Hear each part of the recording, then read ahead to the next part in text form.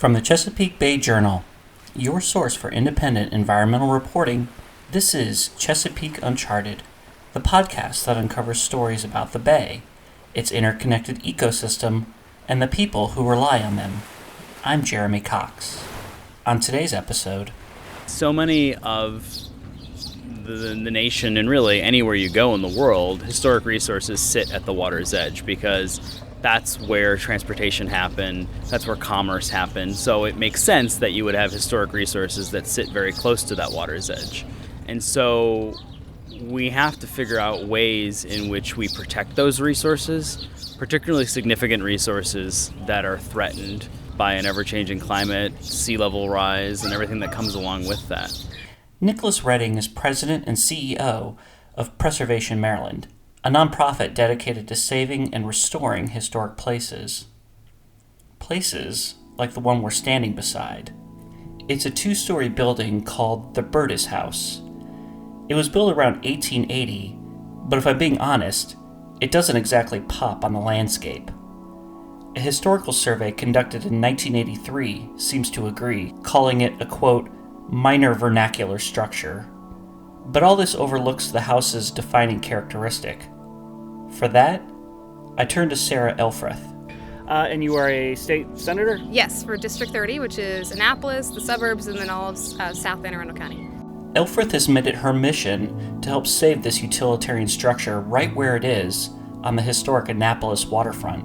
The Burtis House is one of the last surviving, in its original location, Waterman's House. This neighborhood behind us used to be called Hell Point, which was a lot of African Americans, Filipino immigrant, Italian immigrants lived here, and a lot of working watermen. And so it faces right on the city dock, and all of this dock used to be working waterfront, where watermen would pull up and unload their catch for the day, but integral to the culture and history of Annapolis. And so this is kind of the last vestige of what life looked like back then.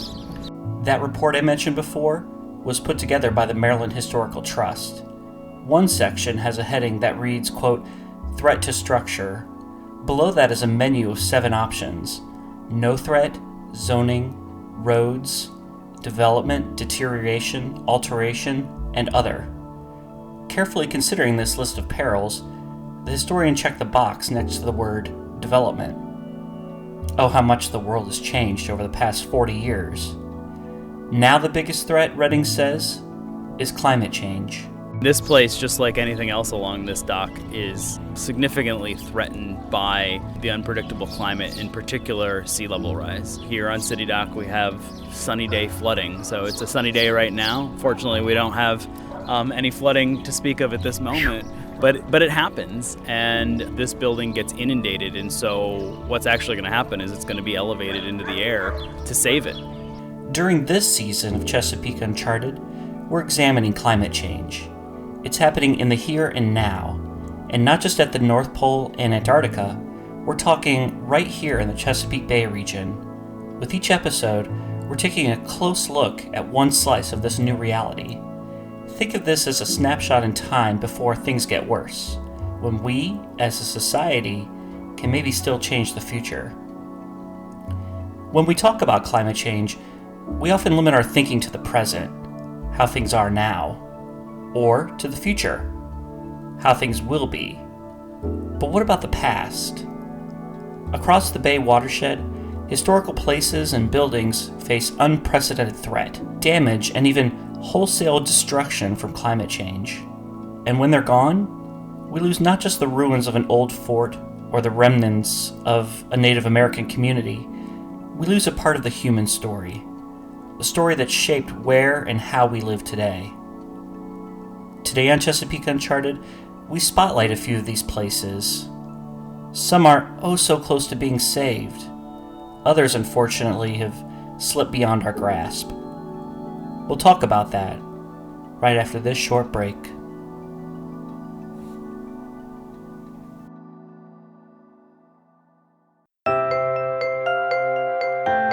Chesapeake Uncharted is brought to you in part by Greenfin Studio, offering marketing and communications services for a greener world.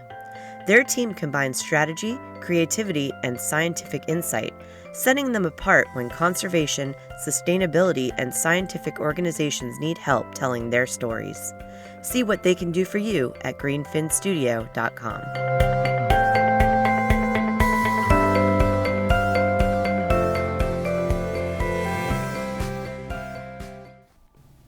Welcome back. Today we're unmaking history on Chesapeake Uncharted. And this isn't a what-if scenario. We heard in episode 6, for example, how Tangier Island in Virginia is in danger of going underwater from sea level rise within the next 50 years. What might their future look like?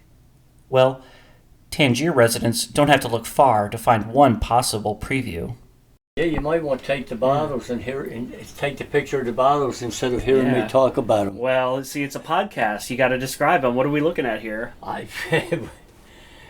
Well, all right, like for instance, William Eskridge is showing me his impressive sea glass collection. Usually, you're lucky to find well-polished shards of glass on Chesapeake Bay beaches. So how do you know But here, older? displayed on his enclosed porch on Tangier Island, is one example after another of whole glass bottles. Old hazy bottles of Coke, baking powder, This is about various 50 tonics. bottles here, I would say. Eskridge is a retired electric company worker and elder brother to Tangier's mayor. One of his favorite pastimes is collecting the history concealed in the sand along the margins of the island.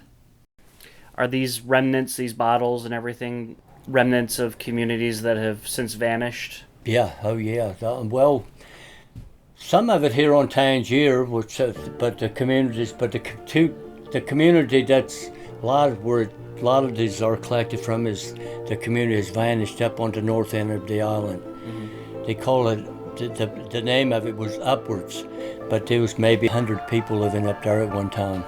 Carol Pruitt Moore, one of the Tangier residents I introduced you to in episode 6, also is passionate about sea glass. I see a lot of sea glass here. A lot of sea glass. All this was picked up on the Upwards Beach. She has ancestors who lived in Canaan, the small settlement at the northern tip of the Upwards. By 1929, the community was deserted. People had either moved their houses to Tangier or left them to nature's whims. For years, the Upwards had been struggling. It was too far from civilization. After a while, there just weren't enough students to support the school or enough congregants for the church. But historians and locals agree that erosion hastened the community's doom. Today, much of the Upwards is underwater. Virtually all signs of the community are gone. But every now and then, Moore said, she finds a shard of glass that sheds more light on what life used to be like there. They moved because of storms and erosion. So this is the remnants of their lives. So I pick up what I can. I have lots. I found those last week, I guess. And I was just washing them out today. Wow, Yeah. that's pretty prolific. Yeah, it is. You know, and every time I pick up a piece, it's not just a bottle. It's I wonder what they were doing. You know, what did they use this for? What were they making? You know, what was in this bottle? To be sure, waters have been rising worldwide since the last ice age more than 10,000 years ago. But the consensus among climate scientists is that greenhouse gases generated by human activities have accelerated the natural warming of the planet, causing seas to rise faster over the past century or so. That means humans can't really be faulted for the climate forces that happened before the Upwards community vanished 100 years ago. But now, we're steering our own climate fate. If Tangier Island loses its battle with sea level rise, we'll mostly just have ourselves to blame. During my reporting for Chesapeake Uncharted, I've been thinking a lot about permanence. When you build a house, how long do you expect it to last? 30 years? 100 years? More? A long time, I bet. But probably not an eternity. What happens when something is supposed to last forever, but the climate has other plans?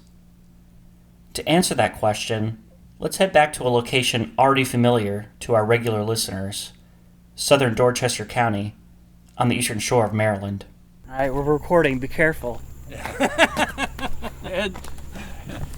Jeremy and Diane Stecker. Want to do a handshake / helping me down thing? There we go. Dryden and Diane Stecker. Hey, Diane. Nice to meet you. All right. Ed's my go-to captain. Yeah, all right. 4 of us pile into a boat. For this segment, I'm leaning on one of my Bay Journal colleagues. I'm Dave Harp. I'm a photographer for the Bay Journal and a filmmaker for the Bay Journal. Harp is a photojournalism lifer. He started as a teenager in the 1960s with the Hagerstown Morning Herald, joining his father, the paper's executive editor, in the business. Harp moved on to the Baltimore Sun but left in the 1980s to pursue his passion for nature photography. He has produced several books and documentaries about the Bay and its watershed, often working with his friend and former Sun reporter, Tom Horton. And for the past several years, Harp has been the lead photographer for the Bay Journal. And you kind of know the Bay, right? Well, yes. I mean, I've spent most of my life messing around creeks and guts and marshes in the Bay. I don't get out on the main stem much anymore, but I do spend a lot of time upstream where life exists, you know, to me. There are more animals and flora and fauna. In 2017, Harp and Horton produced a documentary about sea level rise in these parts called High Tide in Dorchester. You can watch it at bayjournal.com/films or just search for it on YouTube. It's a visually stunning look at climate change already in progress in one of the most vulnerable places in the United States. Computer model projections show that with an expected 2.1 foot sea level rise by 2100, most of the southern half of Dorchester County will be underwater. So a lot of what we see now, you know, it's low marsh to begin with, and it's going to get lower. You know, it's going to go under. It's a warm afternoon in the early fall. Besides Harp and I, the boat's crew consists of 2 of his longtime friends, Ed Dryden and Diane Stecker. Today, we're searching for a place that Harp stumbled across 3 or 4 years ago. As he tells it, he was out paddling with a friend on Charles Creek one day. For fun, basically, and we just turned this corner and there's this headstone sitting up on the bank. So there was an old graveyard back in there. It was just a small family graveyard, not much different than the small, intimate formations found in farm fields or on the margins of forest. Except this one was right on the perilous edge of a stream bank. Most of the headstones were still on land, but some had begun sliding down the slope into the creek. Harp took some photographs and left that day. This was his first time trying to find it again. It turned out to be no easy feat.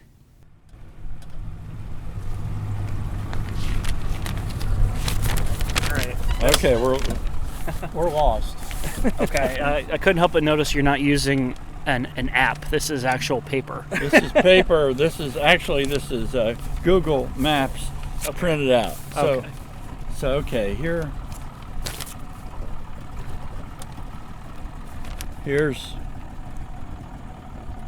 road. We came down here, went in here. Yeah, so I think we're supposed to be further up that way, but I think you're probably right. Yeah. Yeah, because that's that big creek we just passed. Okay, let's go up that way. Let me look at this little area right up here. Sure, of course. Just go straight ahead here and just poke in. Okay. We motor a bit to the south, past ghost forests and salt marshes and duck blinds. No luck. Well, let's try going back north again. Maybe we missed it. Nothing seems to look quite right.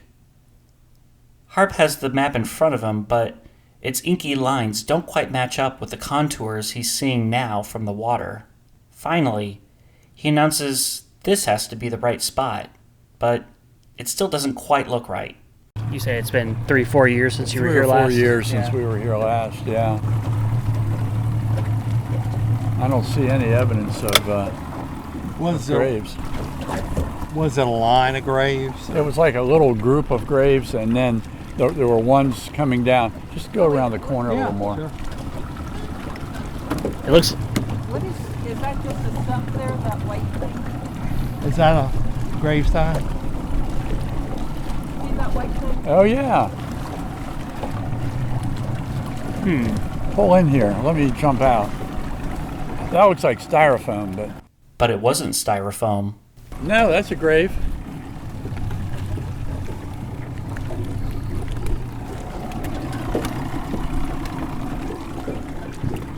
God, it's really eroded since I was here last. That's amazing. None of the marble headstones are standing anymore. Only 4 remain. From the looks of it, somebody's taken it upon themselves to heap them together next to a freshly fallen persimmon tree. Our little group is just puzzled by the morbid sight. The best we can figure is that the stones were sliding into the water, or already submerged, and this was someone's attempt at saving them. Harp remembers a crypt standing among the trees. It's nowhere to be found either. This is definitely the same place. Oh, we found it. But boy, it's gone. It's gone. I think where I was walking 3 or 4 years ago was out there somewhere. You're pointing right offshore here. Yeah, just out 20 to 30 feet offshore. I think used to be land not that many years ago. A loss of 20 to 30 feet of land. It just doesn't seem possible. You can hear the shock in Harp's voice. He hunches over one of the markers, trying to make out the engraved letters. So here's a guy who died in 1850, and his name was Johnson. Johnson was the family name of the graves that I photographed. Oh. And I forget the guy's name now, but it was Johnson. And his wife's grave, his grave was underwater, and his wife's grave was sliding down the hill when I was here. And I was in the water filming his grave, and her grave was sliding down the hill to my right. So, yeah. Wow. We should have put a stake in the ground. See, sure. Did a mark. I just stood there wondering, how can so much change in so little time? I asked my colleague. Really, over the course of 3 or 4 years, does that make sense to you? Easily.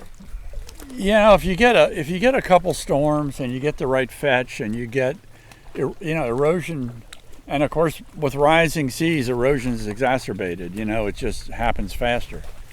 So, and I'm looking up now and dead trees. There's a dead persimmon tree right there.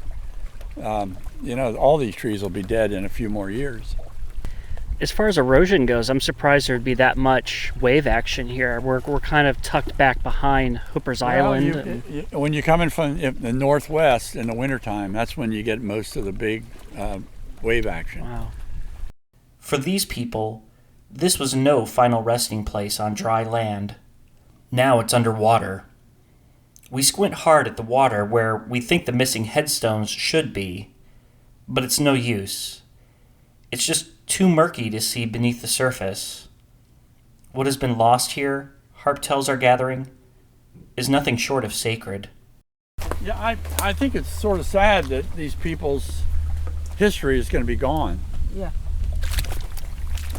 As we climb back into the boat, I turn and look back at where the water meets the shore. The waves are small but relentless where the dead had been buried.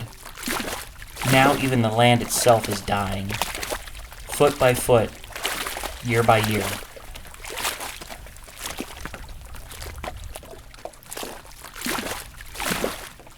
For our next example of history meets climate change, let's stay in Dorchester County.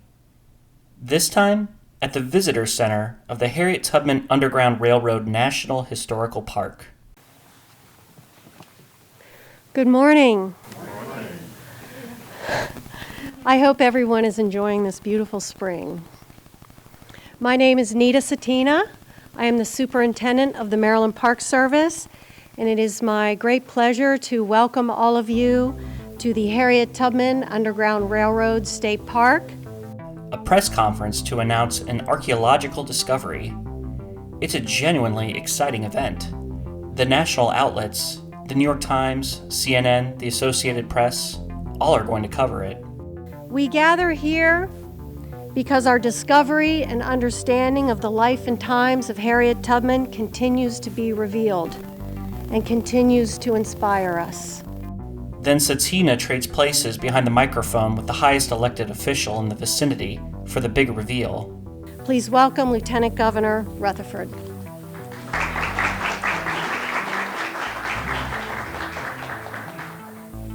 Well, good morning.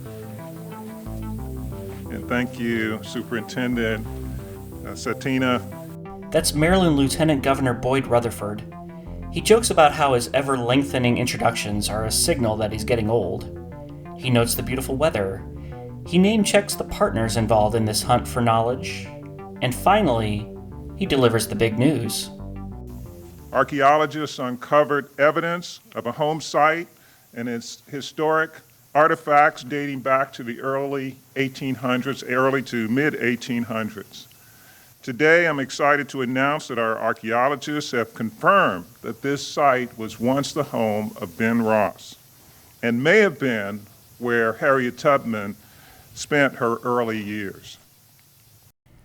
Lost for over 150 years, but now found, the home where Harriet Tubman's father lived. Harriet Tubman, who escaped slavery here in Dorchester County in 1849, and returned several times to guide others to freedom. On this site, young Harriet spent some of her formative years acquiring skills she would need to survive on the escape route known as the Underground Railroad. For several years, we believed that Mr. Ross harvested trees on the property and sold the timber. And the timber was then transported to shipyards by free black mariners to use to make ships in Baltimore. Harriet Tubman worked alongside her father as a teenager, and historians believe that Tubman learned to navigate the land and waterways she would later traverse to lead enslaved people to freedom. The depiction I got of Tubman from my formal education was two-dimensional. A heroic, almost supernatural woman who led thousands of enslaved people to freedom. I don't recall being told where she lived. I always just pictured her trekking down into Georgia and Mississippi in a cloak under the cover of darkness. I am truly embarrassed to say that I was unaware of her Maryland birth until I moved to the state a decade ago. I also learned that she likely rescued about 70 people, not thousands. And virtually all of her clandestine trips took place not in the Deep South, but along a corridor between the eastern shore of Maryland and Pennsylvania. In recent years, a new generation of historians has worked to deconstruct such popular misconceptions about Tubman and rebuild her story from the ground up, one verifiable fact at a time. In this way, the recent discovery of a few clay bricks in a river-hugging marsh couldn't be a better metaphor. In fact, there's a brick right there. That's from Ben Ross's cabin. Julie Shablitsky, an archaeologist with the Maryland Department of Transportation, led the search, which began shortly after the U.S. Fish and Wildlife Service acquired the property in 2019. He probably had a building set on brick piers, and within that and associated with that site, we're finding drawer pulls from his bureau. We're finding a button from his shirt. We're finding pipe bowls and pipe stems from what he smoked. All that in this location. The 2,600-acre tract was purchased for $6 million to augment the nearby Blackwater National Wildlife Refuge, a key wintering ground for migratory birds and ducks. But as Marcia Pradines, who oversees the Bay Region's refuges, said, "We also heard that perhaps, just perhaps, Ben Ross's homestead might be on the parcel. We weren't sure." Ben Ross had been freed from slavery 5 years after the 1836 death of his owner, Anthony Thompson. Thompson also bequeathed him 10 acres of forested land. Ross felled trees and sold the timber to Baltimore shipyards. Although Harriet Tubman was still enslaved at a nearby farm, historians believe she lived with her father in the home during at least part of her late teens and early 20s. Rutherford again. Harriet Tubman worked alongside her father as a teenager, And historians believe that Tubman learned to navigate the land and waterways she would later traverse to lead enslaved people to freedom. Finding the home site entailed a combination of grit and luck. Not to mention that everyone involved was in a race against climate change. We'll talk about that right after this last break.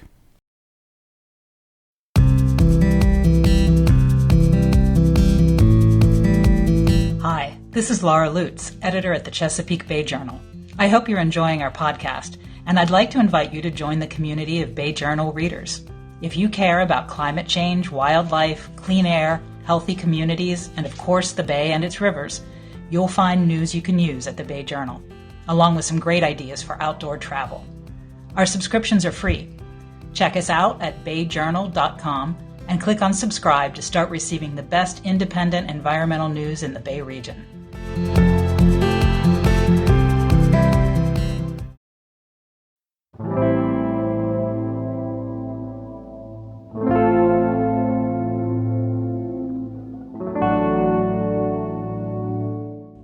Hello again. On this episode of Chesapeake Uncharted, we're visiting historical places and structures that could disappear in the Chesapeake area because of sea level rise.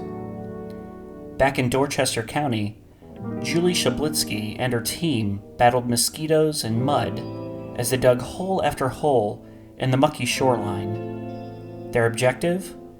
The fabled home of Harriet Tubman's father. They dug 100 holes, 500 holes, 1,000 holes. Still, no luck. I was getting a little frustrated. I'm like, where is this place? And then I thought, well, I have one more tool in my toolkit, and that's a metal detector. I'm going to go and see if I can go out and find perhaps nails that are associated with a building. So within 5 minutes, I'm jumping on the side of the road with my metal detector. I got this beep, beep, beep, and I dug it out, and it looked like a shot. I thought, is this a shotgun shell signature? But no, and I dug, and what came up was this coin from 1808.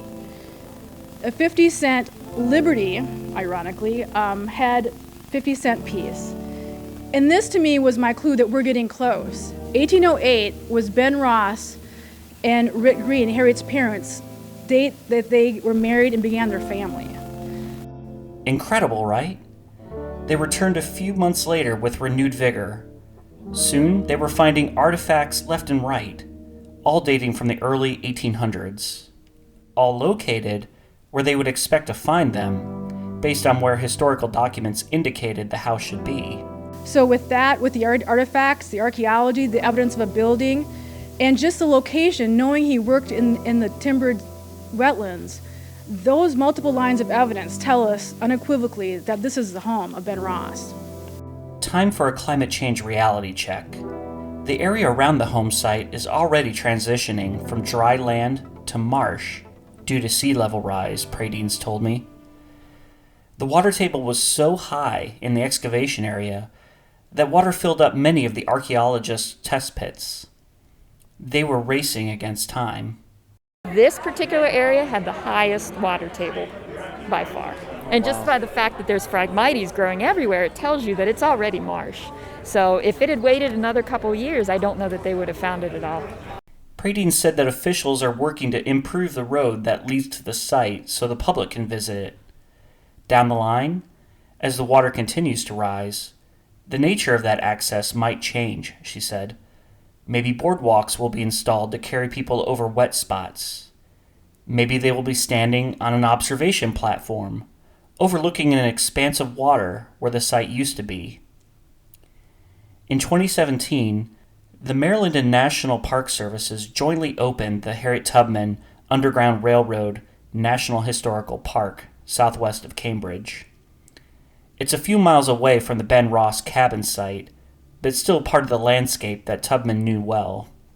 From a development perspective, the scenery has changed remarkably little since her day.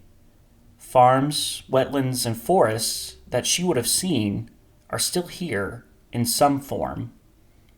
How much longer they exist in a climate change world, though, is an open question. It is important that we continue to uncover parts of our history that we can learn from, especially when we can do this before time and other forces wash it away. So far, we have encountered one story after another of climate change forever altering historical resources as we know them. The upwards on the north side of Tangier Island? Long gone. The Johnson family cemetery in Dorchester County? Mostly underwater. The Ben Ross homestead? Rapidly converting to salt marsh. Let's circle back to Annapolis, where officials are preparing to put up a fight on behalf of their history. An expensive fight. The Burtis House is only the beginning. So the city dock historically was a waterman's area where the boats would come in from the Chesapeake and offload all of their seafood that they were able to acquire. And so it was really a working dock historically here. It's converted somewhat where it's now more recreational vehicles, but it has a long history as a working dock. It's right in the center of town, right in the center of historic Annapolis. Annapolis City Manager David Jarrell, as part of Mayor Gavin Buckley's administration, is overseeing a $50 million project to completely remake the city dock. The Burtis House right next door is a separate undertaking. The plan for the city dock is to tear up an existing parking lot and replace it with grass and create a new parking garage on higher ground. A flood wall will be installed around the dock, providing up to 6 feet of protection from rising water. And there'll be pop-up barriers on top of that go up another 2 feet. So during storms, when there's going to be a storm surge, we mechanically operate those to lift them, and then they provide 8 feet of protection. The current flood situation is untenable, Gerald told me. So what happens is when we have high tides, the water backs up through the storm drain system that allows stormwater to convey from the land to the water. And so when it backs up, it floods the local streets. It used to happen 50 years ago, it would be 3 or 4 times a year. Now it's more like 50 to 60 times a year. And when it does, it has an impact on the downtown area. Some of the streets are closed, and parking is difficult in this city dock area. And so it has some pretty major impacts on the economy here. If nothing is done, Gerald said, that flooding will happen almost every day by the year 2080. So that's why the administration is doing something about it now. The dock itself isn't of historic value. It's been rebuilt several times. Nicholas Redding of Preservation Maryland said that its importance lies in what it represents. He envisions the Burtis House and the city dock serving as a combined focal point, a contact station, in his words, for a future Chesapeake Bay National Park, if such a park is ever created. I mean, what better place to do it than at the water's edge? In a place that's historic, but also in a place that's been saved from a really modern issue. I mean, there's just so many pieces at play here. Not everyone is happy with the plan to save City Dock. Doug Myers, I'm the Maryland Senior Scientist at Chesapeake Bay Foundation. The Bay Foundation is the Bay region's largest environmental group. If it doesn't support your project, you have a formidable foe. And that's where the City Dock project stands right now. Myers was part of a commission under an earlier mayoral administration that also tackled the city dock problem, but it didn't reach the blueprint stage. Conceptually, it put forward a softer approach with constructed wetlands and living shorelines. The boat slips would have been raised out of harm's way, but this was no save-everything approach. You evaluate buildings that are at risk and determine which ones can be saved, which ones can be elevated, and which ones actually have to go. He calls the current plans a colossal waste of money. Worse, it will set a bad precedent for resilience projects elsewhere, he said. It's going to make other communities around Maryland think that this is what coastal resilience is all about, walling off your cities and displacing water to less important commercially areas to flood them instead. For his part, Gerald pushes back on the criticism that the project will shunt floodwater onto other low-lying areas. Any water flowing off the area is a drop in the bucket compared to the water-holding capacity of the bay and other waterways in the area, he told me. So much friction over how best to proceed. I got to thinking here. History and the environment, they're not so different, right? I was curious to see what Redding thought about that. Right. It seems like it's a good intersection, I think, history and climate thinking, because both have that shared common ground of thinking in terms of decades, if not centuries, right? Yeah, I mean, I think one of the shared things between the environmental and the preservation community is it's always a long game, right? You're thinking about the next generation. Preservation. One of my favorite quotes about preservation is that it's a conversation in the present about what's going to happen in the future and how we can benefit the future. The funny thing is that if we have meaningful climate conversations in the present and they lead to a better future, one of the things we might end up saving is our past.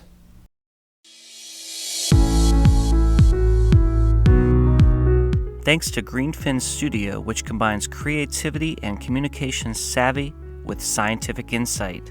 Visit greenfinstudio.com to see how they can help your organization engage a wider audience. Chesapeake Uncharted is brought to you by the Bay Journal, your source for independent environmental news in the Chesapeake region. Production for this episode was by me, Jeremy Cox. The story was edited by Laura Lutz. Our marketing and advertising director is Jackie Kane. You can find more episodes of Chesapeake Uncharted on your favorite streaming service or at ChesapeakeUncharted.com. If you like what you're hearing, sign up for a free Bay Journal news subscription at bayjournal.com. Until next time, this has been Jeremy Cox. Take care.